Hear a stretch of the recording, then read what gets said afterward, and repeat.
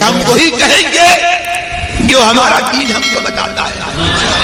عمل کرو تو تمہارا بھلا ہے، نہیں کوئی عمل کرے تو نقصان ہمارا نہیں ہے. نحمده ونصلي على رسوله الكريم أما بعد أعوذ بالله من الشيطان الرجيم بسم الله الرحمن الرحيم فاسألوا أهل الذكر إن كنتم لا تعلمون صدق الله العظيم وبلغنا رسوله النبي الكريم ونحن على ذلك لمن الشاهدين والشاكرين والحمد لله رب العالمين. السلام علیکم ورحمۃ اللہ وبرکاتہ. بلند آواز سے درود پاک پڑھ لیں. اللہم صلی علی سیدنا محمد وبارک وسلم صلاۃ و سلام علیک یا رسول اللہ صلی اللہ تعالی علیہ وسلم. آج نماز کا چوتھا فرض یعنی رکوع کے متعلق کچھ مسائل آپ کے سامنے پیش کی جائیں گے. اس سے پہلے 3 فرائض بیان کیے جا چکے: تکبیر تحریمہ، قیام اور قرات. نماز کا چوتھا فرض کیا ہے؟ تو نماز کا چوتھا فرض ہر رکعت میں ایک بار رکوع کرنا ہے، یعنی ہر رکعت میں فرض ہے. ایسا نہیں کہ صرف ایک رکعت میں فرض ہے، ہر رکعت میں ایک مرتبہ کیا ہے؟ رکوع فرض ہے. ایک سوال یہ ہے کہ اکثر ایسا ہوتا ہے کہ بعض لوگ جلد بازی کا مظاہرہ کرتے ہیں، یعنی اتنی جلدی ہوتی ہے کہ فرض ختم ہونے سے پہلے ہی رکوع کرنا شروع کر دیتے ہیں اور ساتھ ہی قرات مکمل کرتے رہتے ہیں. تو ایسا طریقہ کیا ہے درست ہے؟ یہ طریقہ بالکل درست نہیں. قرات مکمل ہونے کے بعد رکوع کرنے کا ہمیں آغاز کرنا چاہیے. یعنی پہلے قرات مکمل ہو جائے. بہت سارے ابھی قرات مکمل نہیں ہوئی ہے کہ وہ ہاتھ چھوڑ دیتے ہیں رکوع میں لے جانے کے لیے. تو قرات جو ہے بالکل مکمل ہو جائے، اس کے بعد میں آپ ہاتھ چھوڑیے رکوع میں جانے کے لیے. پہلے قرات مکمل کرنا چاہیے.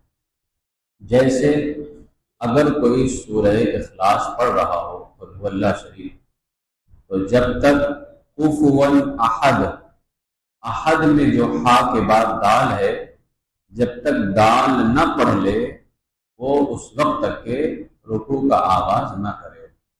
پہلے اپنی قرات مکمل کر لے، پھر اس کے بعد رکوع میں جائے. اچھا، رکوع کرنے کا صحیح طریقہ کیا ہے؟ ہم نے تکبیر تحریمہ میں آپ کو بتایا، پھر اللہ اکبر کہتے ہوئے لانا ہے اور ناف کے نیچے باندھ دینا ہے، وہ بتایا. یہاں پر ایک چیز آپ اپنے ذہن میں یہ بھی رکھیں کہ بہت سارے حضرات جو ہے جب کان کی لو سے ہاتھ ہٹاتے ہیں تو پہلے چھوڑتے ہیں، اس کے بعد میں ناف کے نیچے باندھتے ہیں. ایسا نہیں کرنا چاہیے، بلکہ سیدھا کان کی لو سے جب آپ ہاتھ ہٹائیں تو اس کو لا کر کے ناف کے نیچے باندھیں. اس کو چھوڑنا نہیں ہے، ڈائریکٹ جو ہے ناف کے نیچے لا کر کے باندھ دینا ہے. رکوع کرنے کا درست طریقہ کیا ہے؟ تو علماء نے فرمایا دونوں ہاتھوں کی ہتھیلیاں گھٹنوں پر اس طرح رکھیں کہ انگلیاں کھلی ہوئی ہوں اور ان انگلیوں کے ساتھ دونوں گھٹنوں کو پکڑ کر کے رکھا ہو، بالکل مضبوطی کے ساتھ. ہاتھ اور گھٹنے بالکل سیدھے ہوں کہ ان میں تناؤ ہو نہ ان میں خم ہو. کمر اور سر بالکل سیدھے ہوں، کمر میں ابھار نہ ہو، یعنی بالکل سیدھا ہو کہ اگر کمر پر پانی سے بھرا ہوا پیالہ رکھا جائے تو اس میں سے پانی نہ گرے. اسی طرح سر نہ کمر سے اونچا ہو اور نہ ہی کمر سے نیچا ہو، بلکہ کمر اور سر جو ہے دونوں برابر ہیں۔ اس طرح سے ہم کو رکوع کرنا ہے۔ پاؤں بھی اپنے سیدھے رکھیے، ہاتھ کو بھی سیدھے رکھیے، کمر اور سر یعنی کمر اس طرح سے برابر ہو کہ اگر اس کے اوپر پانی کا گلاس رکھ دیا جائے بھر کر کے تو پانی نہ گرے۔ کچھ لوگوں کی کمر میں جو ہے اونچا پن بھی ہوتا ہے، اب کچھ کی کمر تو برابر ہوتی ہے لیکن منڈی اوپر ہوتی ہے، کسی کی منڈی بالکل نیچے ہوتی ہے۔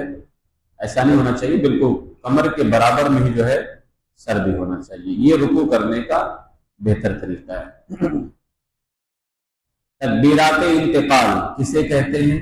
ایک رکن سے دوسرے رکن کی طرف منتقل ہوتے وقت، جاتے وقت جو تکبیرات کہی جاتی ہیں ان کو تکبیرات انتقال کہتے ہیں۔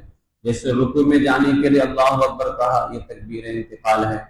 اسی طریقے سے سجدے میں جانے کے لیے اللہ اکبر کہا، یہ تکبیر انتقال ہے۔ سجدے سے اٹھتے وقت اللہ اکبر کہا، یہ تکبیر انتقال ہے۔ صرف شروع میں جو ہم تکبیر کہتے ہیں اللہ اکبر اور نماز میں شامل ہوتے ہیں اس کو تکبیر تحریمہ کہتے ہیں۔ باقی جتنی تکبیرات ہیں وہ سب تکبیرات انتقال ہیں۔ ٹھیک ہے، اس سے پہلے میں نے پہلے ہی درس میں بتا دیا تھا کہ اس کو تکبیر تحریمہ کیوں کہتے ہیں، اس لیے اب یہاں اس کو دوبارہ ریپیٹ کرنے کی ضرورت نہیں ہے۔ تکبیر تحریمہ جو ہم شروع میں کہتے ہیں یہ تکبیر فرض ہے، یعنی نماز میں داخل ہونے کے لیے اگر کوئی یہ تکبیر نہیں کہتا ہے نماز میں داخل ہی نہیں ہوگا۔ باقی جو تکبیرات ہیں ان کو کیا کہتے ہیں؟ یہ سنت ہے۔ رکوع میں جانے کے لیے اللہ اکبر، سجدے میں جانے کے لیے اللہ اکبر، یہ تکبیرات کیا ہے؟ سنت ہے۔ اگر کسی نے تکبیر تحریمہ چھوڑ دیا، اس کی نماز شروع ہی نہیں ہوئی، نماز ہونا تو دور کی بات ہے، نماز شروع ہی نہیں ہوئی۔ اور اگر کسی نے تکبیر انتقال کو چھوڑ دیا، رکوع میں جانے کے لیے اللہ اکبر بولنا چاہیے تھا، نہیں بولا، سنت ہے جبکہ چھوڑنا نہیں چاہیے، غلط ہے، لیکن اگر نہیں بولا تو اس کی نماز ہو جائے گی، اس کی نماز ہو جائے گی، اس لیے کہ یہ سنت ہے۔ اسی طریقے سے سجدے میں جانے کے لیے اللہ اکبر، سجدے سے اٹھتے وقت اللہ اکبر، پہلی والی تکبیر کو چھوڑ کر کے جتنی تکبیریں بعد میں ہیں وہ سب کے سب جو ہے سنت ہیں، تکبیرات انتقال ہیں، اور تکبیرات انتقال کا حکم جو ہے وہ سنت کا حکم ہے۔ چھوڑنا نہیں چاہیے، چھوڑنا غلط بات ہے، لیکن اگر چھوڑ دیا، اسی لیے حکم ہے نا کہ اگر امام جو تھا رکوع میں تھا اور کوئی آیا اور اس نے اللہ اکبر کہا، اس کے بعد بغیر اللہ اکبر بولے کہ کہیں امام رکوع سے اٹھ نہ جائے، اللہ اکبر بول کر کے نماز میں تو چلا گیا، فوراً پھر اس کے بعد وہ رکوع میں چلا گیا، اللہ اکبر نہیں بولا، چلا گیا رکوع کے اندر، تو اس کی نماز ہو جائے گی، اس لیے کہ یہ رکوع کی جو تکبیر ہے یہ سنت ہے، تو اگر کبھی کسی نے چھوڑ دیا تو نماز ہو جائے گی، لیکن چھوڑنا نہیں چاہیے۔ تکبیر کہتے وقت کب اس میں جلالت اللہ کے نام کو زیادہ دراز کرنا چاہیے؟ بہت آپ دیکھتے ہوں گے نا، اللہ اکبر، کبھی کبھار اللہ اکبر، اس میں جلالت اللہ کا جو نام ہے کب اس کو ہم لمبا کریں اور کب لمبا نہ کریں، یعنی کب دراز کریں اور کب کم دراز کریں، تھوڑا کم کھینچیں زیادہ نہ کھینچیں۔ تو فرمایا جب ایک رکن سے دوسرے رکن کی طرف منتقل ہوتے وقت ٹائم زیادہ لگنا ہو، وہاں اس میں جلالت اللہ کے نام کو زیادہ دراز کرنا چاہیے۔ جیسے سجدے سے دوسری رکعت کے لیے جب ہم اٹھیں گے تو اس میں لمبا وقت لگتا ہے، سجدے سے دوسری رکعت کی طرف منتقل ہونا ہو تو اس وقت ہمیں کلمہ جلالت اللہ کے نام کو دراز کرنا چاہیے، اور جہاں ایک رکن سے دوسرے رکن کی طرف منتقل ہوتے وقت ٹائم کم لگنا ہو وہاں اس میں جلالت اللہ کے نام کو کم دراز کرنا چاہیے، جیسے سجدہ سے جلسہ یا قاعدے کے لیے منتقل ہونا، دونوں سجدوں کے درمیان بیٹھنے کو جلسہ کہتے ہیں، اور اگر آپ دوسرا سجدہ کر چکے ہیں اب اس کے بعد اگر آپ بیٹھیں گے تو وہ یا تو قاعدہ اولا ہوگا، دوسری مرتبہ نماز میں، پہلی مرتبہ نماز میں بیٹھنا ہوگا، یا نماز کا آخری قاعدہ جس کو قاعدہ اخیرہ کہتے ہیں وہ بھی تو ایک رکن ہے، فرض ہے۔ تو اب جیسے مثال کے طور پر 4 رکعت آپ مکمل کر چکے ہیں، اب آپ وہاں 4 رکعت کے بعد جب سجدے سے اٹھیں گے تو آپ کو کھڑا نہیں ہونا ہے، آپ کو بیٹھنا ہے نا۔ تو اب بیٹھنا، سجدے سے اٹھ کر کے صرف بیٹھنا ہی ہے، زیادہ لمبا وقت ہے نہیں، تو اللہ اکبر، اور پہلی رکعت ہو گئی، تیسری رکعت ہو گئی، اس میں ہمیں سجدے کے بعد کھڑا ہونا ہے، یعنی نیچے سے اوپر جانا ہے، قیام میں جانا ہے، اس میں لمبا وقت لگتا ہے۔ تو اب ایسے وقت میں کلمہ جلالت اللہ کے نام کو کیا کیا جائے گا؟ لمبا کیا جائے گا، اللہ اکبر۔ آل نہیں، اکبر بھی نہیں، اکبار بھی نہیں، صرف اللہ اللہ، اس کو لمبا کیا جائے گا۔ سمجھ میں بات آ رہی ہے؟ نہ کلمہ جلالت میں جو شروع میں حمزہ ہے نہ وہ لمبا ہوگا، نہ اکبر میں جو شروع میں حمزہ ہے الف کے اوپر، کیونکہ الف پہ زبر آ جائے تو پھر وہ الف نہیں رہ جاتا ہے، پھر وہ حمزہ ہو جاتا ہے، ٹھیک ہے۔ الف جب تک خالی ہے تب تک الف ہے، جیسے ہی اس پہ زبر زیر پیش آ گیا تو وہ الف اب نہیں رہ جاتا ہے، ٹھیک ہے۔ تو اکبر میں بھی جو شروع میں الف ہے یعنی حمزہ، وہ بھی نہیں کیا جائے گا، اور بار بھی نہیں ہوگا بلکہ اکبر ہوگا۔ اسی طرح سے امام کے لیے تکبیر انتقال بلند آواز سے کہنا کیسا ہے؟ تو امام کے لیے تکبیر انتقال بلند آواز سے کہنا سنت ہے۔ اگر کبھی امام صاحب ایسا ہوا کہ رکوع میں چلے گئے، اللہ کو بول کے ہی گئے لیکن دھیمے سے بول دیا، ہو سکتا ہے ایسا خیال بٹا ہو کہ میں اپنی خود کی تنہا نماز پڑھ رہا ہوں، چلے گئے، پھر ایسا ہو جاتا ہے، تو ہرگز آپ لوگ شور شرابہ نہ کیجیے گا، نماز بالکل ہو جائے گی، کیونکہ بلند آواز سے تکبیر انتقال امام کو کہنا کیا ہے؟ سنت ہے، اور سنت چھوٹ جائے تو نماز ہو جاتی ہے نا۔ ایک سوال، رکوع کرتے وقت جب ہم رکوع میں جائیں گے تکبیر انتقال ہے، یہ بھی تکبیر انتقال کہتے ہیں ایک رکن سے دوسرے رکن کی طرف جانا۔ تو ہم قیام میں تھے، ایک رکن ہے نماز کا، ایک حصہ ہے وہ، دوسرا کیا ہے؟ رکوع ہے۔ ہم قیام سے رکوع میں جا رہے ہیں، تو ہم جو اللہ اکبر کہیں گے کب شروع کرنا ہے کب ختم کرنا ہے؟ تو فرماتے ہیں لفظ اللہ کا حمزہ کہنے سے رکوع کی طرف جانے کا آغاز کر دیجیے۔ اس سے بات سمجھ میں آ رہی کہ اب رکوع میں جانے کے لیے آپ کو سب سے پہلے قرأت مکمل کرنی ہوگی۔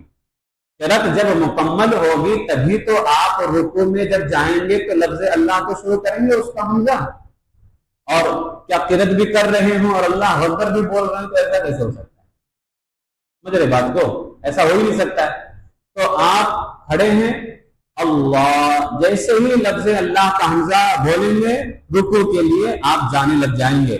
اکبر کی راہ اس وقت ختم ہو جب مکمل طور پر آپ رکوع میں پہنچ چکے، آپ کے مکمل ہاتھ جو ہے نا کھول کر کے ہتھیلیاں گھٹنے کو بالکل پکڑ لیں۔ رکوع کی حالت میں نگاہ کہاں رکھنی چاہیے؟ کہاں رکھنی چاہیے آپ لوگ بتائیے، کہاں رکھنی چاہیے؟ دونوں پاؤں کی پشت پر، پیٹھ پر، ہے نا، دونوں پاؤں، ایک پاؤں نہیں، دوسرے کا بھی خیال کرنا ہے، دونوں پاؤں کی پیٹھ پر ہمیں رکھنا چاہیے نگاہ، ٹھیک۔ رکوع میں سبحان ربی العظیم پڑھتے ہیں یا سبحان ربی الاعلیٰ پڑھتے ہیں؟ بہت سارے حضرات کے مخرج صحیح نہیں ہوتے ہیں، وہ عظیم کو جیم پڑھتے ہیں۔ اگر کسی کا ایسا ہے تو ہرگز نہ پڑھو۔ واہ، عظیم جو ہوتا ہے نا، عظیم کا معنی ہوتا ہے بلند، بزرگ۔ سبحانہ، پاک ہے کون؟ ربی العظیم، میرا وہ رب جو بزرگ و بالا ہے، پاک ہے میرا رب جو بزرگ و بالا ہے۔ عظیم کا عین واہ، یہ وہ واہ ہے جو قا کے بعد میں آتا ہے، قا وا عین غین، یہ اور اگر کوئی معاذ اللہ، صدبار معاذ اللہ رب العالمین واہ کا مخرج نہیں ادا کر پا رہا ہے، بہت سارے پڑھ دیتے ہیں عجیم، تو عین جیم یا میم اس کا معنی ہوتا ہے معاذ اللہ رب العالمین گونگا۔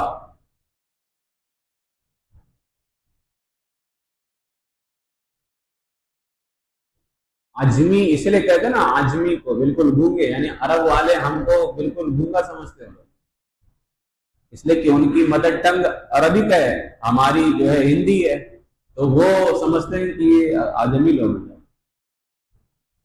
معاذ اللہ، اب اندازہ لگائیے کہ اگر کوئی عجیم پڑھ رہا ہے تو اللہ کو کیا کہہ رہا ہے؟ کیا ہے ایسا؟ ہمارا خدا ہر برائی سے پاک ہے، ہر کمی سے پاک ہے، ہر بری چیز سے پاک ہے، بلکہ جتنی اچھی چیزیں ہیں، جتنی اچھی خوبیاں ہیں، ساری کی ساری خوبیاں پروردگار عالم کو۔ اس لیے اگر کوئی عظیم کی جگہ معاذ اللہ نہیں پڑھ پا رہا ہے، جیم نکل رہا ہے، تو وہ عظیم نہ پڑھے، کریم پڑھے۔ سبحان ربی الکریم، اسی کے اوپر ڈیپینڈ کر کے نہ بیٹھیے۔ جو بزرگان دین پڑھتے رہے ہوں اور جس کی تعلیم حدیث میں دی گئی ہو نا، اس میں برکت زیادہ ہوتی ہے ہمارے لیے، اس کو درست کرنے کی کوشش کریں۔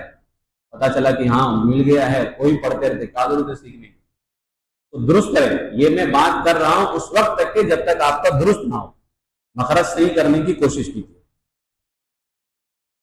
تو ہمیں رکوع کے اندر 3 مرتبہ کم سے کم سبحان ربی العظیم پڑھنا کیا ہے؟ سنت ہے۔ اس سے زیادہ ہمیں طاق عدد کا خیال رکھتے ہوئے پڑھنا چاہیے، وہ مستحب ہے۔ یعنی اگر کوئی طاق عدد 3 بھی ہے، طاق عدد کہتے ہیں جس میں جوڑ نہ ہو، تو 3 میں کوئی جوڑ نہیں ہے، 5 میں بھی جوڑ نہیں ہے، 7 میں بھی جوڑ نہیں ہے، لیکن 3 مرتبہ سنت ہے، 5 مرتبہ مستحب، 7 مرتبہ مستحب، 9 مرتبہ مستحب، 11 مرتبہ مستحب، یہ سب مستحب ہے۔ 3 مرتبہ کیا ہے؟ سنت۔ رکوع سے سر اٹھاتے وقت کیا پڑھنا سنت ہے؟ فرمایا امام اور اکیلے نماز پڑھنے والے کے لیے رکوع سے سر اٹھاتے وقت سمع اللہ لمن حمدہ پڑھنا سنت ہے۔ سمع اللہ لمن حمدہ کا معنی جانتے ہیں کیا ہوتا ہے؟ سمع اللہ لمن حمدہ کا معنی ہوتا ہے سمع اللہ، اللہ نے سنا، لمن حمدہ، اللہ نے وہ سن لیا جس نے اس کی تعریف کی۔ ہم نے تعریف کی نا ابھی رکوع کے اندر کہ پاک ہے میرا رب جو بزرگوں بالا ہے، تو ہم اٹھتے کہتے ہیں سمع اللہ لمن حمدہ، اللہ نے وہ سن لیا جس نے اس کی تعریف کی ہے۔ ٹھیک ہے، تو ہمیں رکوع سے اٹھنے کے وقت یہ کہنا، امام کہے گا سمع اللہ لمن حمدہ، اور جو اکیلے نماز پڑھ رہے ہوں وہ کہیں گے سمع اللہ لمن حمدہ، اور اگر مقتدی ہے تو مقتدی سمع اللہ لمن حمدہ نہیں کہے گا، مقتدی نہیں کہے گا۔ رکوع سے سر اٹھاتے وقت ہمیں اس کو جو کہتے ہیں نا، جیسے ہم اللہ اکبر کو کیا بولتے ہیں؟ تکبیر۔ کیا بولتے ہیں؟ تکبیر۔ یہ جو سمع اللہ لمن حمدہ ہے اس کو کیا کہتے ہیں؟ اس کو کہتے ہیں تسمیع۔ کیا کہتے ہیں؟ تا سین میم یا عین، تسمیع۔ کیا کہتے ہیں؟ تسمیع۔ اور جو ہم نے رکوع میں پڑھا ہے سبحان ربی العظیم، اس کو کیا کہتے ہیں؟ تسبیح۔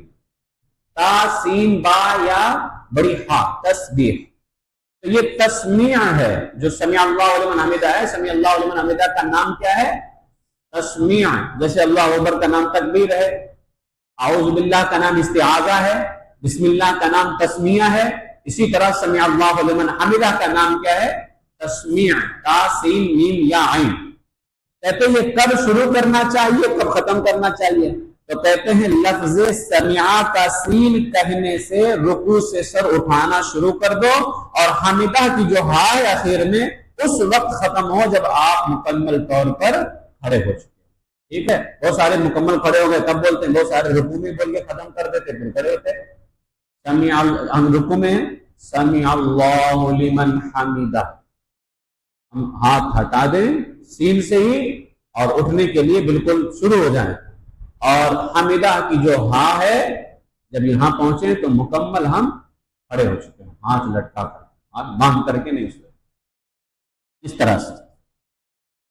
اور مقتدی امام کے پیچھے یعنی ربنا ولک الحمد جو کہتے ہیں یا ربنا لک الحمد، دونوں طرح سے لوگ کہتے ہیں، اس کو کہتے ہیں تحمید۔ کیا بولتے ہیں؟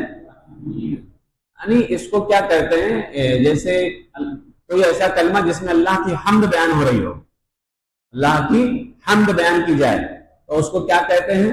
تحمید، تا حا میم یا دال۔ اور وہ کلمہ جس میں ہم نے اللہ کے سننے کو بیان کیا کہ اللہ نے سنا، اس کو کہتے ہیں تسمیع، کیونکہ عربی میں سمیع کا معنی سننا ہوتا ہے، ٹھیک ہے۔ جس میں اللہ کی تسبیح بیان کی جاتی ہے، اس کی پاکی، اس کو تسبیح کہتے ہیں۔ تو جو ربنا ولک الحمد ہے، اس کا نام کیا ہے؟ تحمید، تا حا میم یا دال، تحمید کہتے ہیں۔ یہ کب کہنا چاہیے؟ تو منفرد آدمی سمع اللہ لمن حمدہ کہنے کے بعد اور مقتدی سمع اللہ لمن حمدہ سننے کے بعد ربنا لک الحمد کہے گا، سمجھے؟ جو اکیلے نماز پڑھ رہا ہے وہ دونوں کہے گا نا، سمع اللہ لمن حمدہ بھی کہے گا۔ تو کہتے ہیں یہ جب کھڑا ہو جائے گا اب ربنا لک الحمد یا ربنا ولک الحمد، اکیلا جو پڑھ رہا ہے۔ اور اس کے علاوہ جو امام کے پیچھے ہیں ان کے لیے بھی حکم یہی ہے، اس لیے کہ امام بھی جب حمدہ کی ہا پڑھے گا تو مکمل کھڑا ہو جائے گا، مقتدی بھی کھڑے ہو جائیں گے، تو اس وقت اب وہ کیا کہیں گے؟ ربنا لک الحمد۔ کیا ربنا ولک الحمد پڑھنا بھی درست ہے؟ فرماتے ہیں جواب درست ہے۔ احادیث مبارکہ میں ربنا لک الحمد، ربنا ولک الحمد، اللہم ربنا ولک الحمد تینوں قسم کے الفاظ ملتے ہیں۔ اس لیے بہت سارے حضرات بول دیتے ہیں کہ وہ واو نہیں پڑھا تو بولتے غلط پڑھ دیا، اس لیے بلا وجہ فتویٰ مت لگائے کیجیے آپ لوگ۔ اصل میں عوام بھی بہت جلد بازی میں رہتی ہے، وہ جھٹ سے بول دیتے ہیں کہ باغی صاحب نے غلط پڑھ دیا، ایسا ہرگز نہ کیا کیجیے۔ ایسے ہی مرتبہ رمضان میں ظاہر سی بات ہے رمضان شریف میں اٹھتے ہیں تو سیدھے بہت ساری ذمہ داریاں عائد ہو جاتی ہیں، تو کئی مرتبہ اعلان کرو تو یہ تو شاید بھول گئے ہمارے مؤذن صاحب، الصلاۃ خیر من النوم۔ الصلاۃ خیر من النوم جو ہے یہ مستحب ہے کہنا اذان کے اندر، سمجھے؟ اگر کسی نے چھوڑ دیا نا تو بھی اذان ہو جاتی ہے۔ سوچا اٹھ گیا تھا کہ اذان دوبارہ دوہراؤ، اب آپ امام ہی بول رہی ہے، اب میں کچھ بول نہیں رہا ہوں، جبکہ ایسا کچھ مسئلہ ہے کہ اس کو لوٹایا جائے تو پہلا حق امام کا ہی ہوتا ہے نا کہ امام بولے گا کہ ہاں لوٹانا ہے کہ نہیں لوٹانا ہے۔ عوام اپنے سے بولی جا رہی ہے کہ اذان دوبارہ لوٹاؤ، جبکہ اذان دوبارہ لوٹانے کی کوئی حاجت نہیں۔ اس لیے جو ہے تھوڑا سا کبھی یہ سب باتیں ہنسنے کی تو آپ کو میں اسے بتا رہا ہوں، لیکن یہ سب جگہوں پہ بہت سوچ کے بولا کرو۔ شریعت کے جو مسئلے ہوتے ہیں نا وہاں پہ بہت احتیاط کرنا چاہیے۔ ہاں اگر کبھی کسی سے کچھ غلطی ہو جائے تو اس کا فوراً رجوع کر لے کہ ہم سے یہ غلطی ہو گئی۔ تو ربنا لک الحمد بھی اگر کوئی کہتا ہے وہ بھی ٹھیک، وہ بھی حدیث کے مطابق ہے۔ ربنا ولک الحمد کہتا ہے تو بھی حدیث کے مطابق ہے۔ اللہم ربنا ولک الحمد کہتا ہے تو بھی حدیث کے مطابق ہے۔ حدیث پاک میں تینوں قسم کے الفاظ ملتے ہیں۔ میرے آقا صلی اللہ تعالی علیہ وسلم نے نماز کے دوران مختلف اوقات میں الگ الگ وقتوں میں تینوں کلمات ادا فرمائے ہیں۔ اگر کوئی ربنا لک الحمد کہتا ہے تو بھی حضور ہی کے الفاظ ادا کر رہا ہے، ربنا ولک الحمد کہتا ہے تو بھی حضور ہی کے الفاظ ادا کر رہا ہے، اللہم ربنا ولک الحمد کہہ رہا ہے تو بھی حضور ہی کے الفاظ ادا کر رہا ہے، اس لیے اس پہ اعتراض نہ کریں۔ بعض لوگ نماز خصوصاً رکوع میں جھولتے رہتے ہیں، یعنی اوپر نیچے ہوتے رہتے ہیں، یہ بھی کچھ لوگ کرتے ہیں۔ اس سے اگر یہ عمل کثیر یعنی اتنا زیادہ جھول رہا ہے کہ عمل کثیر بن گیا۔ عمل کثیر کہتے ہیں ایسا کام نماز میں کرنا کہ کوئی آدمی اگر آپ کو دیکھے نا تو یہ تصور کرے کہ یہ بندہ نماز میں نہیں ہے، سمجھے؟ اتنا بھی زیادہ نہ جھولا جائے کہ عمل کثیر بن جائے گا تو نماز فاسد ہو جائے گی۔ بالکل خاموش کھڑے رہنا ہے، جھولنا اڑنا کچھ نہیں۔ قوما کسے کہتے ہیں؟ قوما، ایک قوما جو ہاسپٹل میں ہوتا ہے، ایک قوما نماز میں بھی ہوتا ہے۔ یہ وہ قوما ہے جو رکوع کے بعد تھوڑی دیر ہاتھ چھوڑ کر سیدھا کھڑے ہوتے ہیں، یہ وہ کس کو بولتے ہیں نا قوما۔ بعض لوگ قوما میں ہاتھ آگے کی طرف چھوڑتے ہیں، ان کے ہاتھ رانوں پر لگا رہے ہوتے ہیں، اس طرح سے آگے کی طرف چھوڑتے ہیں تو ران پہ لگ رہے ہوتے ہیں، تو ایسا کرنا درست ہے؟ ایسا کرنا درست نہیں ہے۔ قوما میں ہاتھ دائیں بائیں سیدھے چھوڑ دینا، اپنے بغل میں دائیں طرف دائیں ہاتھ، بائیں طرف بائیں ہاتھ چھوڑ دینا چاہیے۔ قوما یہ کیا ہے؟ ہم رکوع کے بعد کھڑے ہوئے ہیں، تو ہم رکوع سے پہلے جہاں کھڑے تھے اس کو قیام بولتے ہیں، قیام فرض ہے، رکوع بھی فرض ہے۔ رکوع کے بعد جو ہم تھوڑی دیر کھڑے ہوئے ہیں تو یہ بھی تو اسی کے جیسا دکھ رہا نا، کھڑے ہونے میں، وہ بھی کھڑے تھے، وہ فرض تھا، یہ بھی تو کھڑے ہوئے، تو یہ کیا، یہ فرض ہے یا واجب ہے؟ بولیے نا آپ لوگ، کیا ہے؟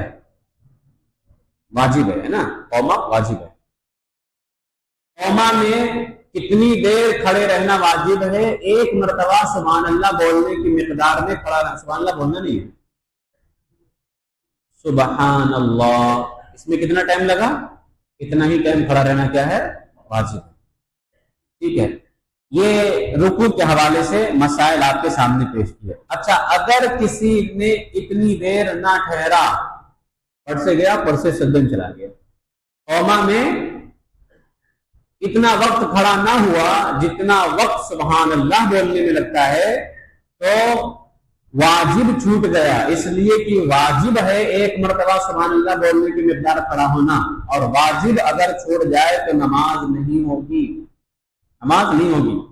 جب قوما میں ربنا لک الحمد پڑھ لیا، یعنی اسی لیے کہا گیا نا کہ ربنا لک الحمد پڑھ لے، قوما کے اندر اگر مقتدی ہے تب مقتدی بھی تو کھڑے کر کے ہی پڑھے گا، امام کے ساتھ تو وہ بھی اٹھ جائے گا نا حمیدہ کی ہاتھ تک کے، اور اگر اکیلا پڑھ رہا ہے تو اس کے لیے بھی حکم ہے کہ سمع اللہ لمن حمیدہ بولنے کے بعد ربنا لک الحمد بولے گا، تو کھڑے، اگر ربنا لک الحمد کھڑے ہو کر کے بول لے جا رہا ہے آرام سے، تو ایک مرتبہ سبحان اللہ کے برابر ٹائم نہیں گیا، کیونکہ سبحان اللہ زیادہ ہو گیا، سبحان اللہ ربنا ولک الحمد، اس میں ٹائم زیادہ لگ رہا ہے، تو مطلب یہ ہے کہ اطمینان ہو جائے گا کہ ہاں میرا واجب جو ہے پورا ہو گیا۔ اسی کو کہتے ہیں کہ سنت، اگر کوئی ربنا لک الحمد چھوڑ دے، لوگ کہتے ہیں چھوڑ دے تو کیا نماز تو ہو جائے گی، لیکن اس پر عمل کرنے کا فائدہ یہ ہوا کہ آپ کو پتہ چل جائے گا کہ آپ کا واجب ادا ہو چکا ہے۔ سنت کا فائدہ بہت ہے نا، ہمارے آقا اسلام کے طریقے کے بڑے فوائد ہیں۔ اچھا، قوما میں جب ہم کھڑے ہوں گے تو ہماری نگاہ کہاں ہوں گی؟ کہاں ہوں گی؟ دوبارہ سجدے کی جگہ چلی جائے گی نا، رکوع میں جو ہے دونوں پاؤں کی پیٹھ پر۔ یہ رکوع کے حوالے سے چند مسائل آپ کے سامنے میں نے پیش کیے، اور اسی طرح سے آپ لوگ رکوع کرنے کی کوشش کیجیے۔ نماز کے جو